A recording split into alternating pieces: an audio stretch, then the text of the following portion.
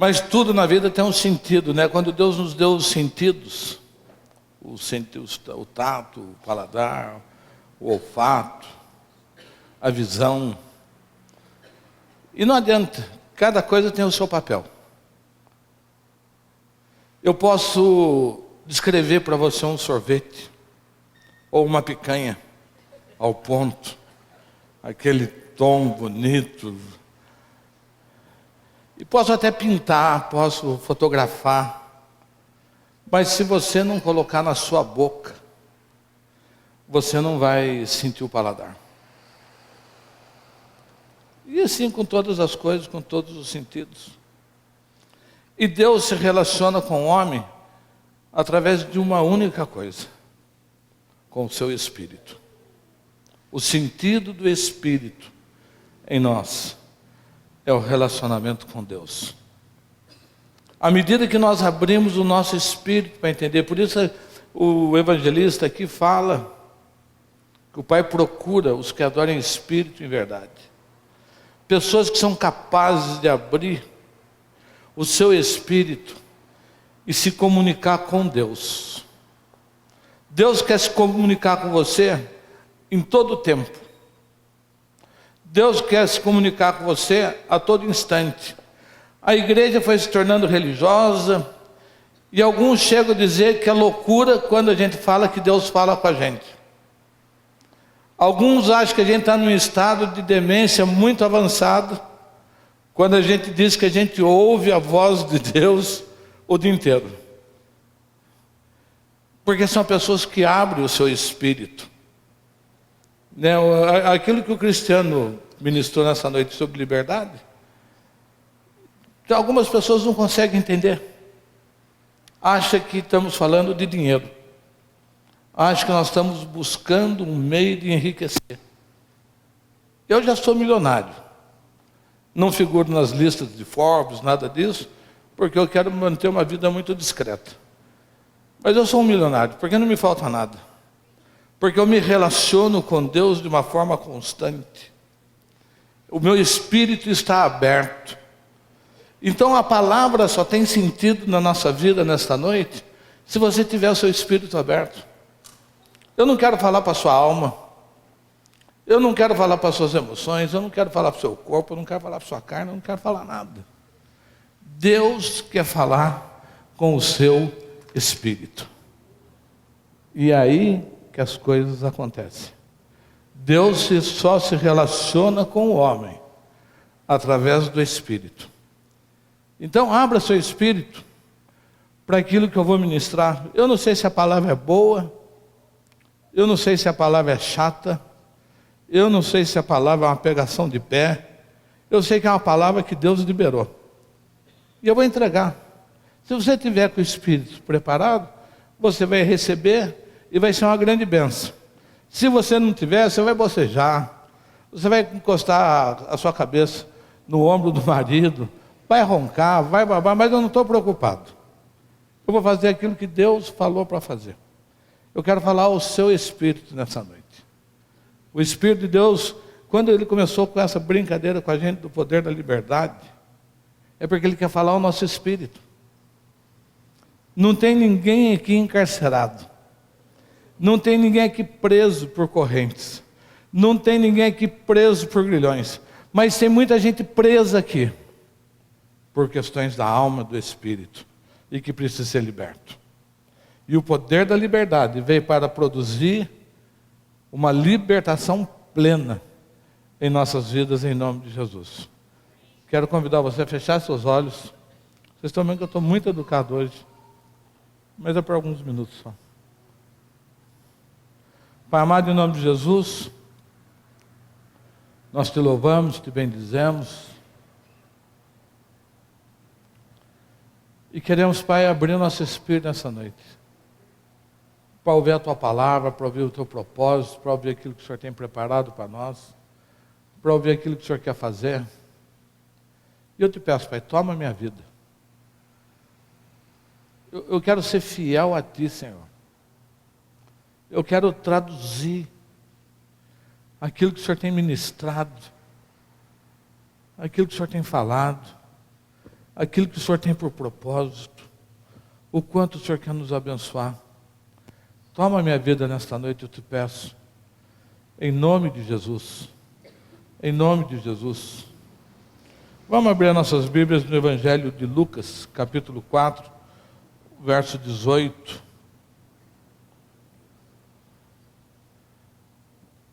O Espírito do Senhor está sobre mim, pelo que me ungiu para evangelizar os pobres. Enviou-me para pregoar liberdade aos cativos, dar vista aos cegos, e pôr em liberdade os oprimidos, e anunciar o ano aceitável do Senhor. Verso 21. Então começou a dizer-lhes: hoje se cumpriu esta escritura em vossos ouvidos. E ontem nós já estivemos orando pelo mês de junho, estivemos dando boas-vindas ao mês de junho. A intercessão ontem foi algo muito especial da parte de Deus. Oramos pelos trabalhos da casa, intercedemos por algumas coisas de forma muito especial. Foi uma noite inesquecível. Quem veio sentiu o sabor da presença de Deus, o sabor do Espírito Santo de Deus. E eu quero convidar você nessa noite a dar boas-vindas ao mês de junho. Vai ser um mês marcante na sua vida por aquilo que Deus está desatando. E é interessante que todos os anos tem um mês que é mais difícil. Todos os anos tem um mês que marca pela sua dificuldade, pela sua luta. E esse ano foi o mês de maio. Você não vai viver o outro mês nesse ano igual foi o mês de maio. Esse foi o ano que nós tivemos que vencer. Esse foi o ano que nós tivemos que ter controle. Esse foi o ano que esse mês foi o mês que nós fomos exprimidos. Esse mês aconteceu muita coisa. O mês não acabava. Oi? Não, exceto para a pastora Zelinda, que estava na Europa. Enquanto a gente estava aqui na luta, brigando, ela andando de trem-bala para lá e para cá, e de Amsterdã, e de Paris, e de Roma, e da Torre de Pisa. E a gente aqui não pega, né? Então, para todos,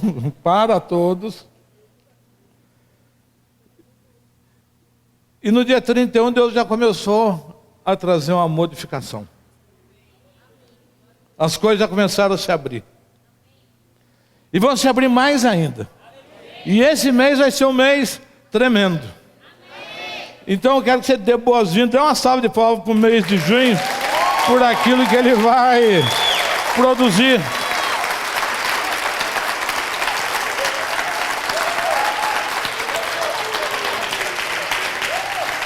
Aleluia.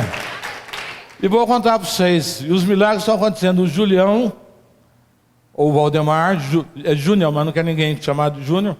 O Valdemar comprou para a Natália o seu apartamento para se casar.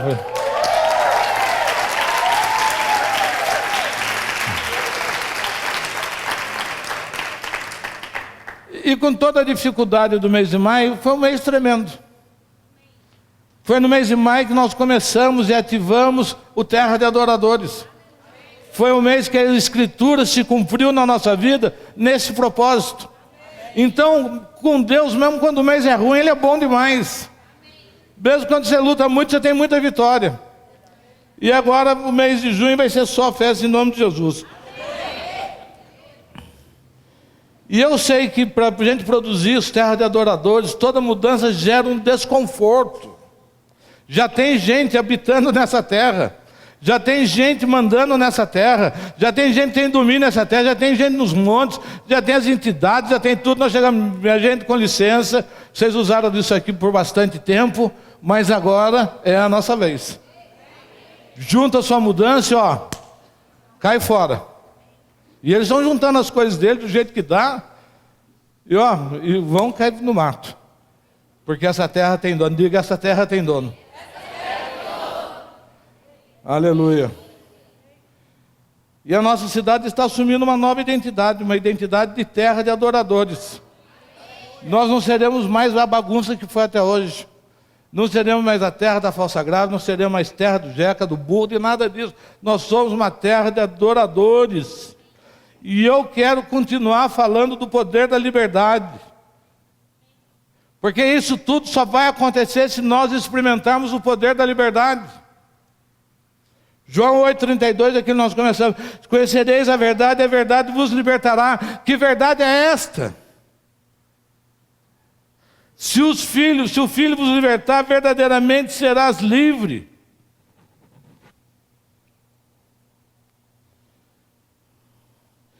E é interessante que quando você se propõe a mergulhar na liberdade, o quanto o Espírito Santo de Deus te abastece. Você quer ser cheio de Espírito nesse tempo? Comece a mergulhar nesse tempo. Eu quero ser livre. Eu quero ser livre pelo Pai, eu quero ser livre pelo Filho, eu quero ser livre pela verdade, eu quero ser livre pela palavra de Deus. E o Espírito Santo de Deus vem na sua vida de uma forma abundante, e vai te enchendo, e vai te enchendo, e vai te inspirando, e vai fazendo você livre. As coisas que te prendiam, os sentimentos que te prendiam, as frustrações que te prendiam, são todas elas derrubadas em nome de Jesus.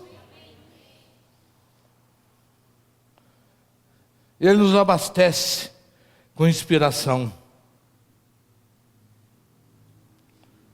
e materiais que Deus nos dá e que é produzido por outras pessoas.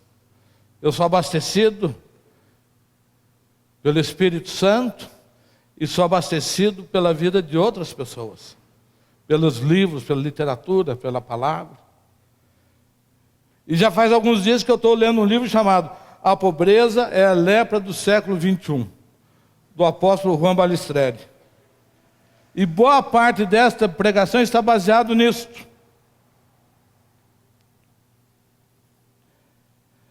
A pobreza é a lepra do século XXI. Eu falo isso, alguns já respiraram. Não é comigo. Olha o Maurílio lá. E aquele está cheio do cacau. Falou, essa pregação não é comigo. Porque algumas pessoas falam, eu estou bem de dinheiro. Eu até enfiado assim na mão do bolso, sentiu aquele pacote de nota aqui no bolso, que coisa gostosa. Um monte de garopa, de onça, né? Não é comigo. Porque estou bem de dinheiro, estou livre disso. Mas não se trata apenas dessa pobreza. É a pobreza de vida.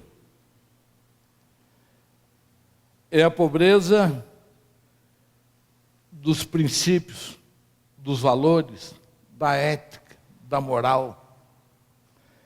Tem muita gente que está cheia do dinheiro, mas nesses quesitos nem passa. O pós-modernismo produziu em nós um humanismo muito forte, onde o homem é o centro de todas as coisas. A gente fica nessa batalha falando da questão de oferta disso tudo, por quê? Porque você não faz nada que não seja para o seu prazer. A sua vida é motivada no seu prazer. E dentro desse humanismo a gente assiste hoje a questão do sexo, da liberdade sexual. O homem é o centro. Eu sou o centro do meu prazer, não importa se é homem com homem, mulher com mulher, não importa se é dois casais, não importa se é uma mulher e dois homens, uma mulher, o que importa é que eu sinta prazer. Não importa se é uma relação sadomasoquista, não importa se eu vou bater com chicote, se eu vou algemar, se vai jogar água quente em mim, não importa, o importante é que eu tenha prazer na minha vida. E a nossa vida, e a vida das pessoas, dentro desse propósito, vai se tornando uma loucura. As pessoas não sabem mais o que faz para ter prazer.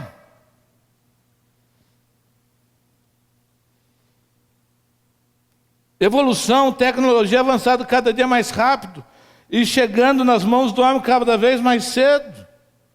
Às vezes eu fico observando o WhatsApp, vai fazer 3 anos esse ano agora, né? E ele chega aqui, ele quer que ligue o computador, ele sabe ligar, ele sabe onde está o Discovery Kids.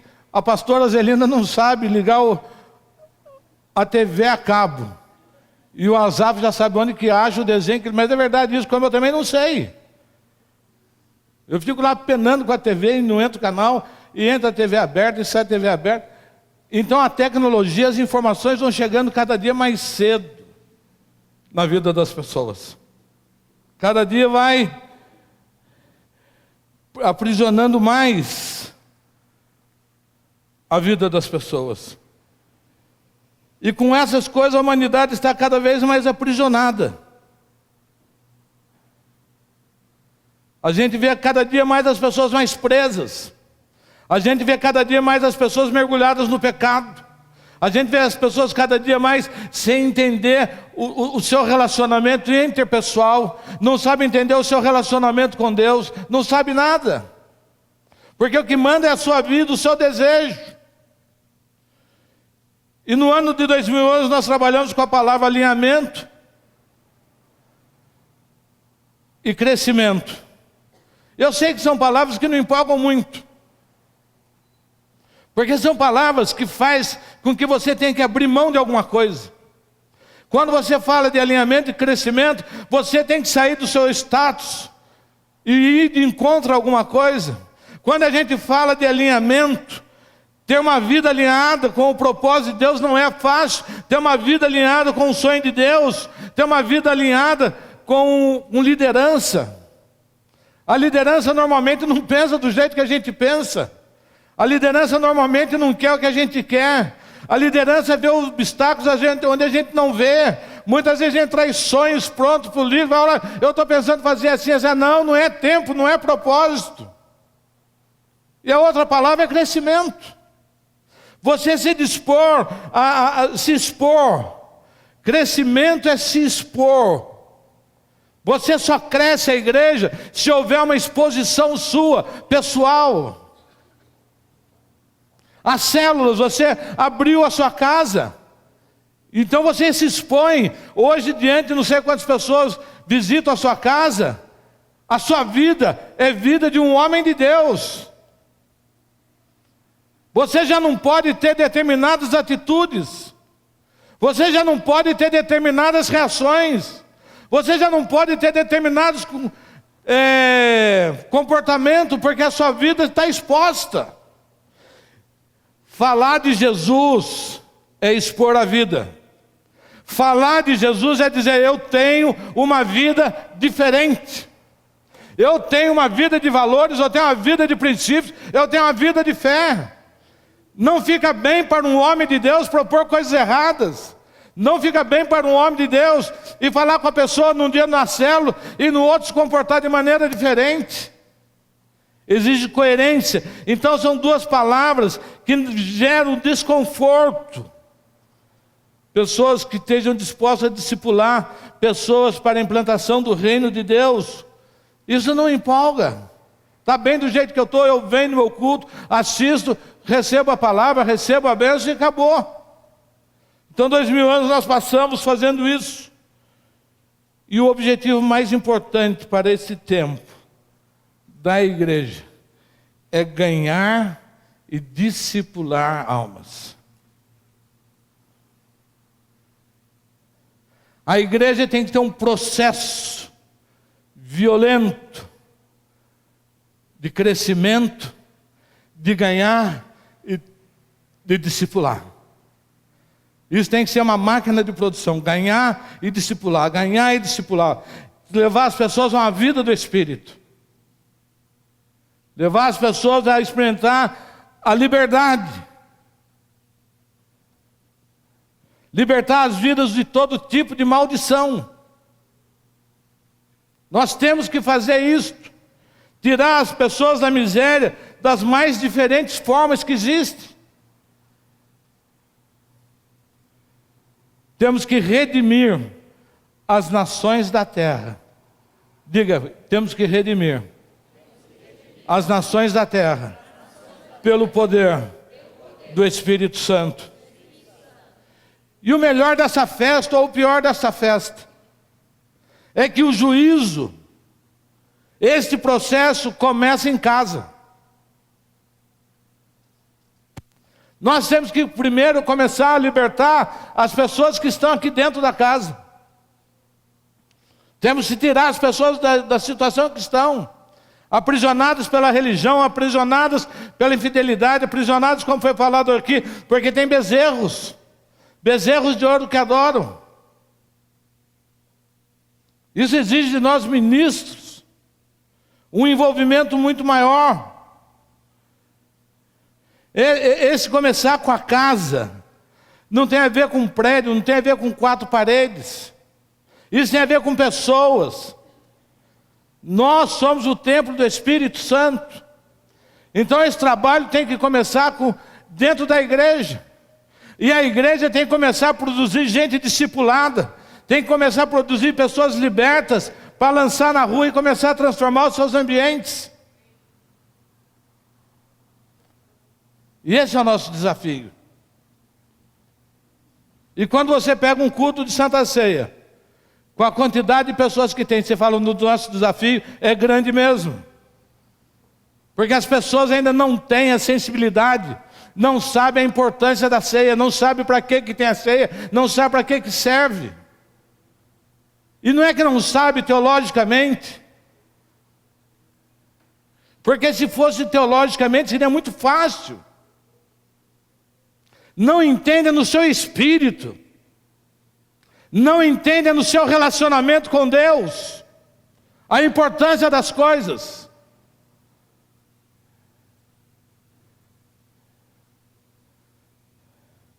Isso tem a ver com cada um de nós. E cada um de nós somos parte de um projeto divino. E não tem parte de sermos um condomínio de Deus, onde Ele habita sozinho. Cada um de nós somos um templo. Cada um de nós somos uma casa. E que formamos um prédio, um edifício de Deus. E que tem que estar junto. E nesse prédio, na nossa vida, o que sobra para Ele? Um quarto? Não, Deus tem um quartinho na minha vida. Faço tudo o que eu quero com o meu corpo. Faço tudo o que eu quero com o meu dinheiro. Mas Deus tem um quartinho. Ele habita numa pequena parte do seu coração. Diga para o seu irmão, Deus não quer a sua parte. Deus quer o seu todo. Ele quer habitar em você por inteiro. Ele não quer metade de você. Para Ele não serve metade. Para Ele não serve um quarto. Para Ele não serve 3 quartos. Ou é inteiro ou não é. Ou você mergulha nele, ou você fala, Senhor, a minha casa, a minha vida, eu sou seu templo, me ocupe por inteiro. Mas a gente quer ficar negociando o tempo todo. Que parte a gente dá para Deus nesse momento da nossa vida? E normalmente nós dividimos o nosso tempo entre o pecado, entre a idolatria e quer que Deus habite. Você quer fazer morar em você o santo e o profano. Você quer estar sujeito e pronto para todo tipo de aberração, mas quer que Deus habita. E quando você fala, meu irmão, você está aqui de sua vida, não, estou bem com Deus. Estou bem com Deus. Eu e Deus nos entendemos. Eu venho quando dá. Não é desse jeito. Deus quer o todo. Ele quer o todo. Amo a Deus, mas não consigo deixar o pecado.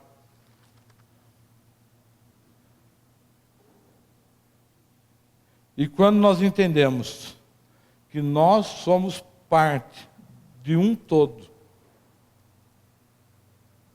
Eu sou parte, diga comigo, eu sou parte de um todo.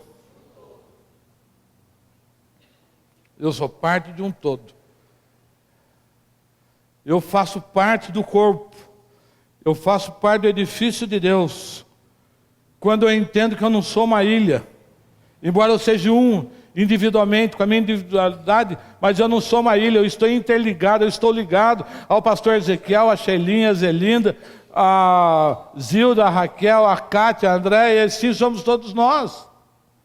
Somos um todo, somos uma parte num todo. E as minhas atitudes, as minhas reações afetam o todo.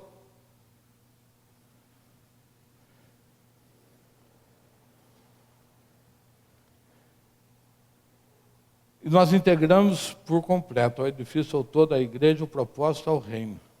E quando entendemos isso, nós não temos dificuldade em orar, em servir, em ofertar. Quando você entende que você é parte de um todo. Você só acha que é indispensável quando você é uma ilha isolada. Eu oro no meu canto. Eu duvido que você produza na sua oração sozinha aquilo que Deus produziu na noite de ontem nesse lugar. Sabe por que não produz? Porque eu sou a casa apóstolo. E a casa apóstolo é um tipo de revelação. A Zelinda é a casa pastora. Tem um tipo de revelação. A Suzana é profeta. Tem um tipo de revelação. O Alain é evangelista. Então tudo isso vai se juntando e se formando. E você sozinho, eu tenho meus momentos com Deus tremendo, mas tem momentos que tem que ser em comunhão. Tem momentos que tem que ser em congregação. Por mais forte que você seja, por mais poderoso, chega um momento que você tem que estar em meio à igreja. E isso vai aumentando. E hoje nós estamos com esse trabalho de terra de adoradores. O que nós estamos fazendo? A nossa parte está se unindo a outra parte. Então já está participando desse processo a igreja Bola de Neve. Já está participando desse processo a igreja Teleios. Já está participando desse processo a igreja Refúgio. Na terça-feira vamos ter uma outra reunião e cada um já se comprometeu a trazer cada um mais um. E vamos entendendo esse ministério e vamos formando esse todo.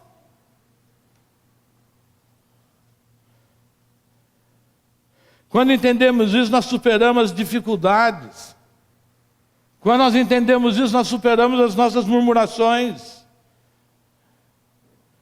E o que isso produz? É isso que eu quero que você fique guardado, Pai, nessa noite. Por favor, me entenda.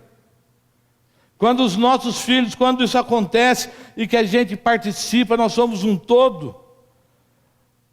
A próxima geração vai ter um testemunho verdadeiro do que é igreja. Entendeu? Quando nós conseguimos fazer isso, a próxima geração, eu quero que vocês guardem bem isso, vai ter um testemunho vivo do que é a igreja. O que nós estamos produzindo hoje é para a próxima geração.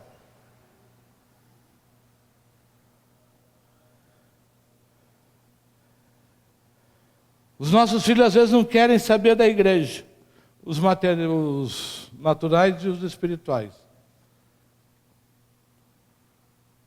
Hoje eles não querem, mas amanhã os nossos filhos vão querer estar na igreja o tempo todo. Os nossos filhos vão descobrir que não existe melhor lugar de estar que não seja a igreja. Diga amém para isto.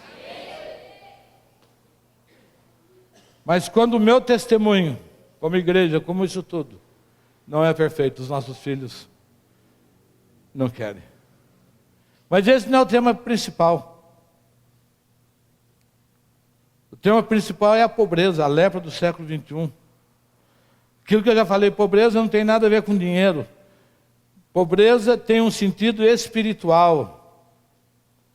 O espírito de pobreza. Pobreza é um espírito, diga, pobreza é um espírito. Eu não ouvi daqui. Diga-me, pobreza é um espírito. A pessoa tem espírito de pobre. E tem gente que tem espírito de pobre com dinheiro. Tem gente que dá raiva de você conversar. O cara é tão rico, mas ele é pobre. Se ele puder, ele passa a perna em você na divisão da conta, no restaurante. Ele é tão pobre, se ele te der carona, e a pessoa vem cobrar o estacionamento, ele fala, dá você, porque você está indo de carona. Pega o palito de fósforo usado, afia e transforma em palito de dente. Tão pobre, tem gente que é pobre. E tem dinheiro. E tem dinheiro, e tem recurso, mas é pobre. Tem um espírito. Diga, pobreza é um espírito. Diga forte, pobreza é um espírito.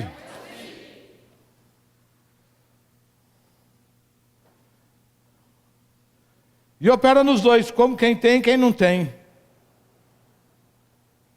Tem pessoas que são paradismos.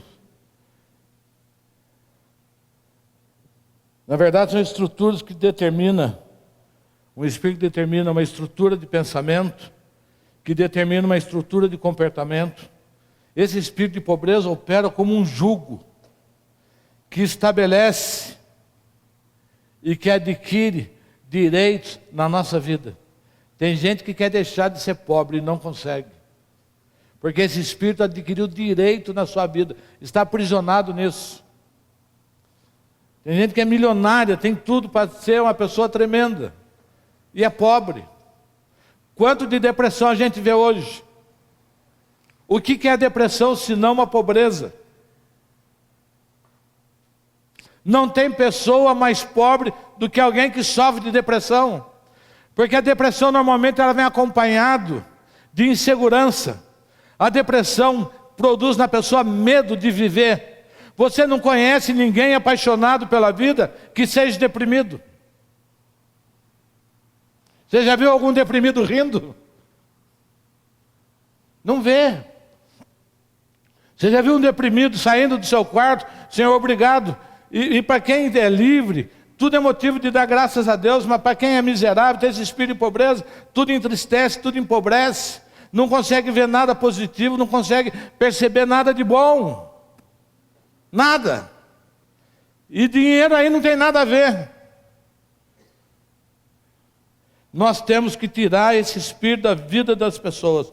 Nós temos que expulsar em nome de Jesus. Obrigado pelo amém solitário. Nós temos que entender a diferença entre pobreza e um período de escassez.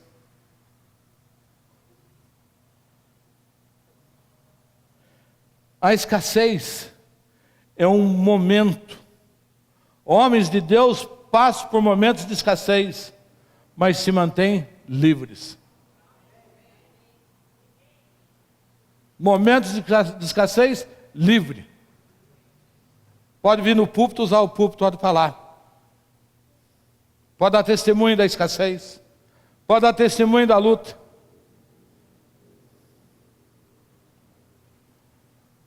Porque se mantém livre. Sabe por quê?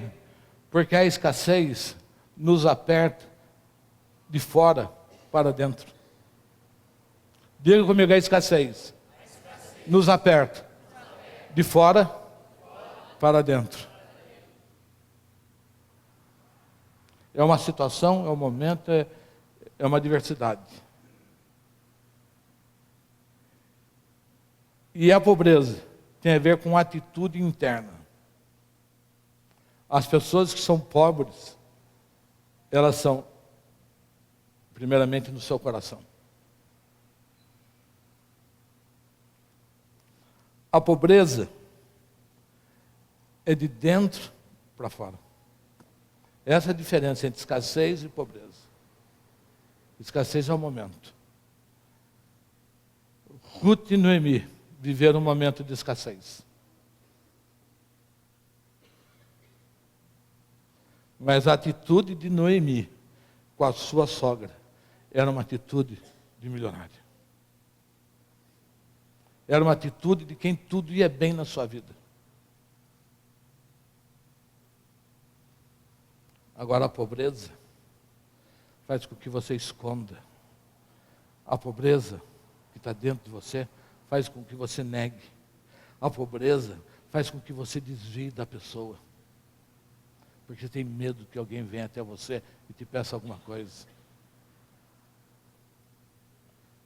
Quando você está passando por dificuldade, o cara que é pobre vê você na rua, ele já vira de quase. Não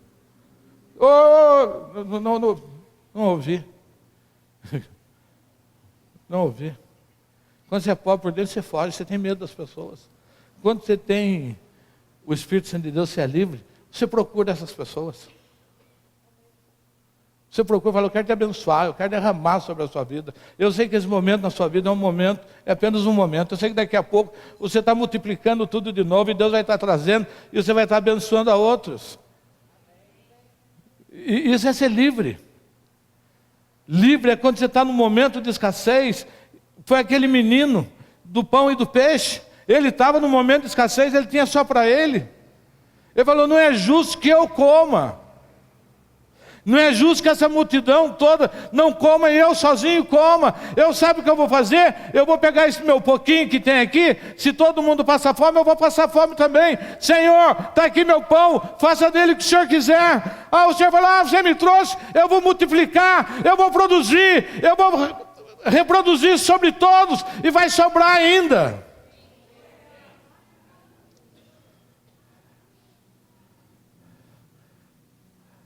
A liberdade produz isso.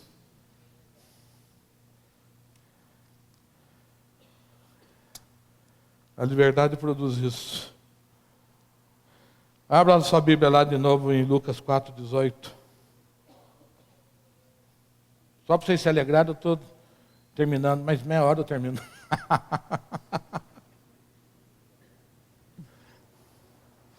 Alan, fui chamar o senhor para subir de carona comigo, você não quis, né? Está de Tucson, né? Não quer mais saber de... Viu, André? Fui lá chamar ele para vir não gastar seu carro. Mas ela nem me atendeu. Bati lá na porta.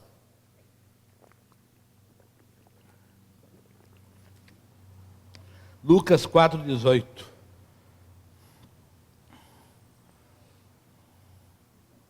Já lemos, o Espírito do Senhor está sobre mim para libertar, para curar os cegos, curar todo mundo, trazer uma transformação. E Jesus leu isso. Orei em línguas, né? Aleluia! Você já entendeu.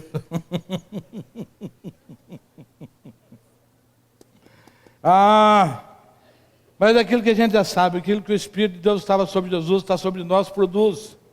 Libertar os cativos, curar os cegos e dar vista aos pobres.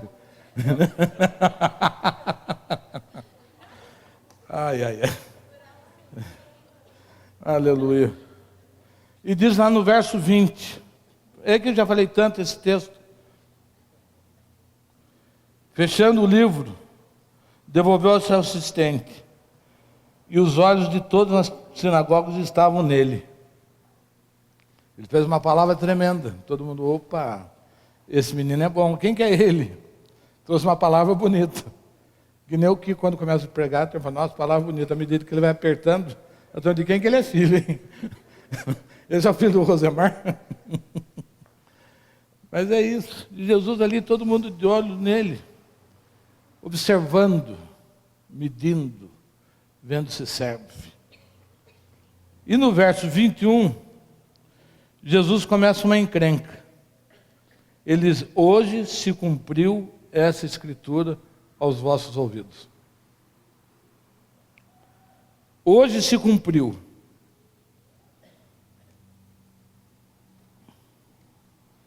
Jesus estava dizendo o seguinte, isto que era uma promessa, isto que era uma promessa, hoje é uma verdade. E como as coisas mudam na nossa vida, quando a promessa deixa de ser promessa e passa a ser uma realidade. Porque na promessa você fica de boa. Como é que você está, irmão? Estou esperando a promessa. Estou aqui do mesmo jeito, nada faz de diferente. Mas quando a palavra se cumpre na sua vida, você já não tem mais tempo de ficar parado. E Jesus diz, hoje se cumpriu esta promessa. Hoje se cumpriu essa escritura. E daí Jesus vai dar testemunho da viúva de Serepta e de Naamã. Duas pessoas que foram curadas, que não tinha nada a ver com eles. E quando eles ouviram Jesus falando isso, que o amor de Deus é para todos, que o amor de Deus vai além da sinagoga, que o amor de Deus vai além do templo, que o amor de Deus quer alcançar os gentios. O que é isso? Isso é só para a gente. Toda promessa é para nós. Conclusão, ficar irado com Jesus. Ficar irado. Queriam jogar Jesus, puseram Jesus para fora da cidade. Queriam jogar ele de cima do monte. Falaram, não, você tem que ser jogado. Você tem que ser tirado fora. Mas Jesus diz que passou pelo meio deles, no verso 30, retirando-se. Não importa quantas pessoas não creem ou fiquem irados com a sua palavra, mas eles vão ver você passando no meio deles. As pessoas te condenaram por tanto tempo, vai ver você passando no meio deles, como homem e mulher de Deus. Aqueles homens não tiveram autoridade, ficaram bravos, mas Jesus passou no meio deles e não tocaram em Jesus. Isso está reservado para a igreja hoje. Nós vamos caminhar e ninguém vai tocar nas nossas vidas. Vamos andar como Jesus caminhava. Como Jesus caminhava, passando pelo meio. Mas havia um motivo para isso tudo. O que Jesus fez errado? O que havia de errado ter lido a Bíblia? O que ocorreu, na verdade, naquela sinagoga? Aquela leitura já era lida por quase 700 anos. Por quase 700 anos ele sentava, orava, o sacerdote vinha, lia a Bíblia, lia o rolo. E nunca aconteceu nada, nunca aconteceu nenhum alvoroço.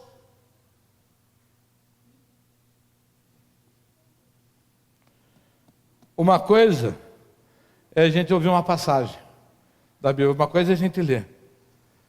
A outra coisa é o tempo do seu cumprimento. São duas coisas muito distintas. Você pode ler aqui, é muito lindo. Se te pedir a túnica, dê o manto. Se pedir para caminhar uma milha, ande 2. Se pedir o manto, dá a túnica. Se te bater numa face, dá outra. Eu acho maravilhoso.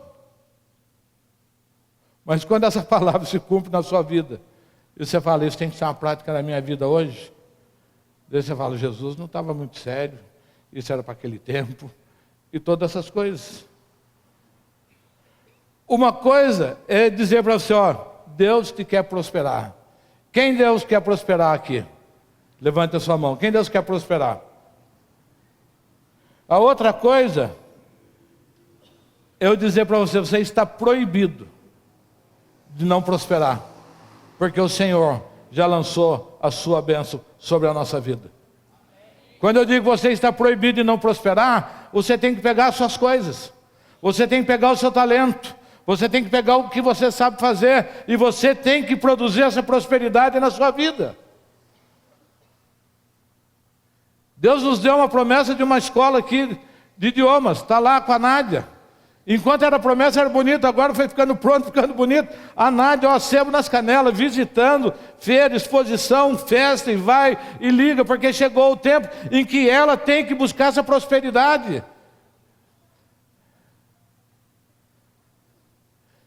Diga comigo, chegou o meu tempo, que eu tenho que prosperar. Você está proibido a partir de hoje continuar sendo pobre. Eu gostei do amém. Mas isso não vai me dar a minha opinião. A esposa do Natanael trabalha no hospital há quanto tempo? 18 anos. Começou a fazer trufa e o ovo de Páscoa e tudo isso aí. Foi lá no hospital e falou, obrigado. Chegou o meu tempo de eu tocar o meu próprio negócio. Você acha que Deus se entristeceu ou Deus se alegrou com ela? Eu não estou convidando a ninguém a sair de emprego, se você não tiver fé para isso.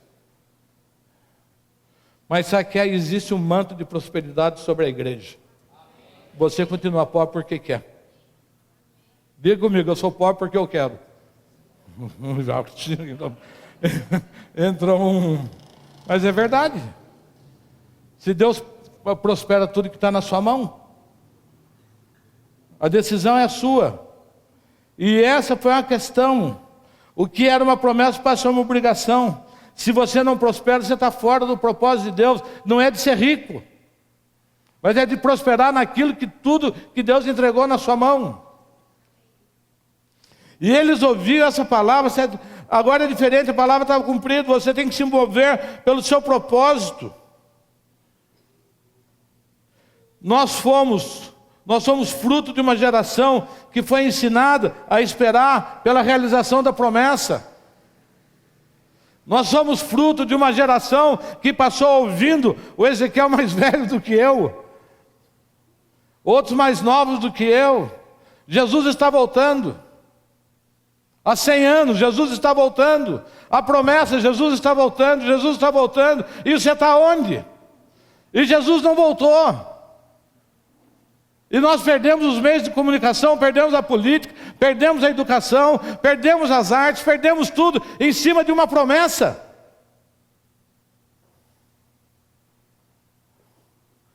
A promessa serve para anestesiar quando a gente não tem entendimento da palavra. A Jéssica quer ser médica. Estuda 28 horas por dia. Porque mesmo depois de formada, ela vai continuar estudando, né? É que nem o banco 30 horas. Porque tem uma promessa e o tempo do cumprimento. Diga comigo, promessa e tempo de cumprimento. E nós precisamos entender isso. A vida inteira nós ficamos, Taubaté, terra de adoradores, terra de adoradores, terra de adoradores. Acabou a promessa. Agora a realidade. Agora tem que ir para a luta, agora tem que fazer ato profético, agora tem que andar com outras igrejas, agora tem que conversar com outras pessoas, agora tem que ir para os meios de comunicação, agora tem que fazer alguma coisa, porque já é uma realidade. Deus já decretou, a promessa já está cumprida. Não é mais promessa, já é um decreto, já é um direito legal. Mas você acha que isso vai se cumprir com a gente cantando aqui o dia inteiro? Não. É a manifestação do Cristo ressuscitado na sua vida. É na sua vida, é na Ladeira Miranda, é na Lan Salinas, é no Uptime, é na Vale, é na revista Vale Viver, é nas Refeições da Lu, é em tudo, na Duarte Box, e vai embora. E é lá na Daniel Piola, onde está o Valdemar, é nas massagens que a Natália faz. É lá no Felipe Arcas, é na Luciana, é na Despol, é hoje. Nós temos que manifestar o Cristo ressuscitado nesse ambiente. E daí nós vamos começar a produzir uma terra de adoradores. Porque a sua empresa é diferente, a sua vida é diferente, a sua pessoa é diferente. Você manifesta um Cristo vivo.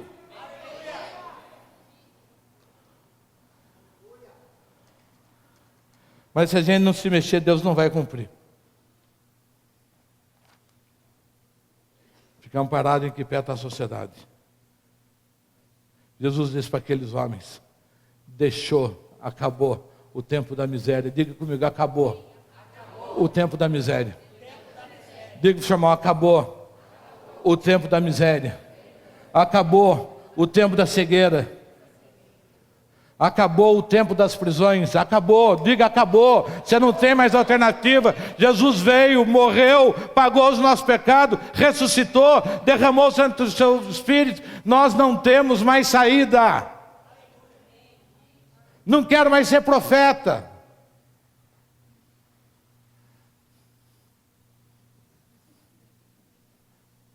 Não tem jeito. Não quero mais ser pastor, não tem jeito. Não quero mais ser evangelista, não tem jeito, não tem jeito.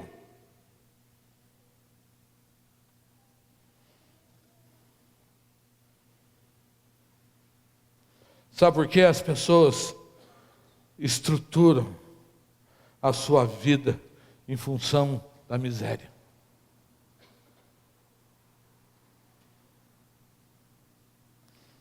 A Ladeira Miranda deu curso lá de informática, não deu? Quantas pessoas vieram? De quantos funcionários? Não entendi. Uma empresa deu curso de informática para filho de todos os funcionários. 5 ou 6 vieram fazer.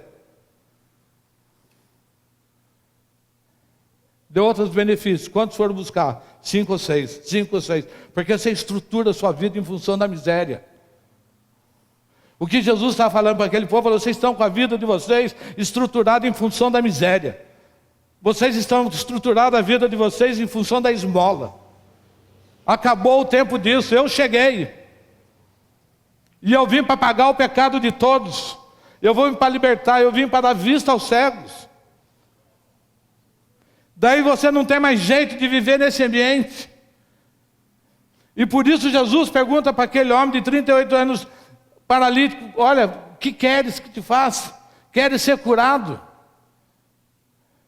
Jesus perguntou, você quer ser curado? Porque a partir do momento que você for curado, você não vai mais viver nessa imundície. Você vai viver nessa imundície se for sua opção.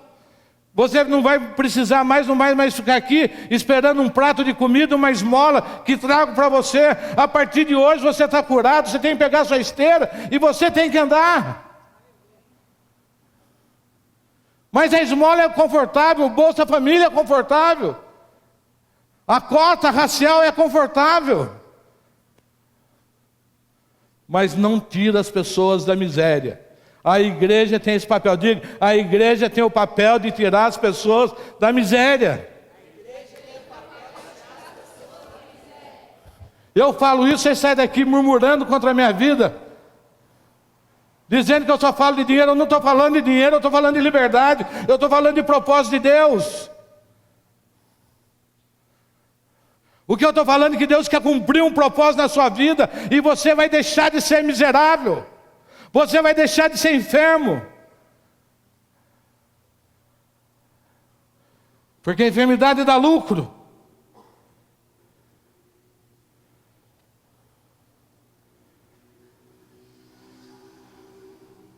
O poder da liberdade tem que produzir em nós. Por muito tempo nós ministramos cura interior. Por muito tempo. Tem pessoas que ficam em cura interior a vida inteira. Como é que você está, irmão? Estou melhor. Mas melhor do quê?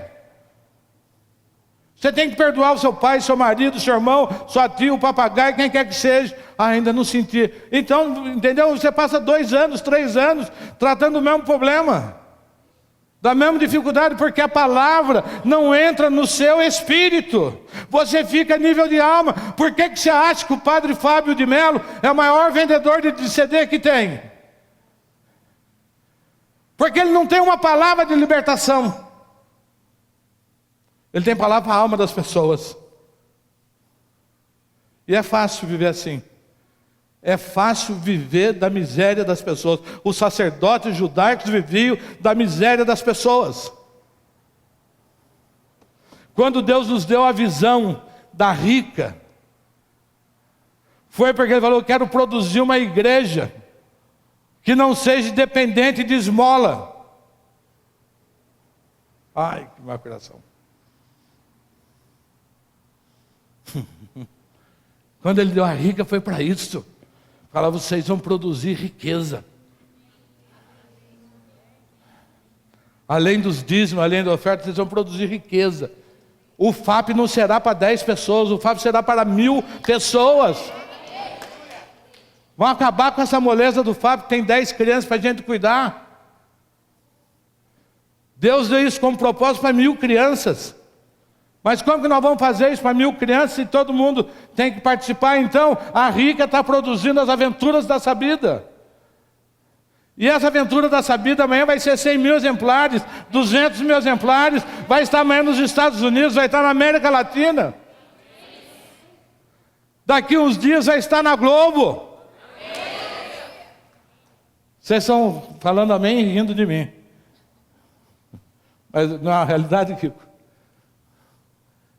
diga, é uma realidade. A Sabida. Na Rede Globo. No meio do Didi. Você vai ver lá. As aventuras da Sabida. Amém? Obrigado pelo amém. Fico feliz. Sabe por que Deus quer nos libertar? Nós nascemos para ser livres. Ano da liberdade. O poder da liberdade. Vamos começando a ficar em pé. o poder da liberdade vai fazer de você uma pessoa diferente, cheio de vida, capacitada para libertar as pessoas e tirar da miséria que vive. E por isso, o Espírito Santo habita em você. Tirar as pessoas. Seus talentos serão multiplicados. Os seus dons serão ativados. A igreja apostólica é para isso, a igreja profética é para isso, a igreja de 5 ministérios é para isso. Cada pessoa que entrar nesse lugar tem que se tornar uma fera na vida. Cada pessoa que entrar nesse lugar tem que ser uma pessoa de bem com a vida, realizado, liberto, curado, sarado, em nome de Jesus. Você vai mudar a sua situação, você vai mudar o seu estado. O Espírito de Deus vai se conectar com o seu Espírito, é isso que eu quero dizer, se a gente não abrir o nosso coração para o Espírito Santo, para essa conexão. A Vivo tem um slogan: conectados, vivemos melhor. Diga comigo: conectados com o Espírito Santo, vivemos melhor. Com o Espírito Santo, vivemos melhor. Não tem ninguém que viva com o Espírito Santo e viva amargurado, derrotado. E eu tenho uma última palavra: se você quer viver na miséria, eu cumpri o meu papel. Eu te avisei. A partir de hoje a história na sua vida é outra. É outra. Quer ser pobre, rico, ou rico pobre, não sei como que fica melhor, a decisão é sua. Agora, se você quer produzir algo diferente, a ceia nesta noite é para isto. Podem trazer a mesa da ceia.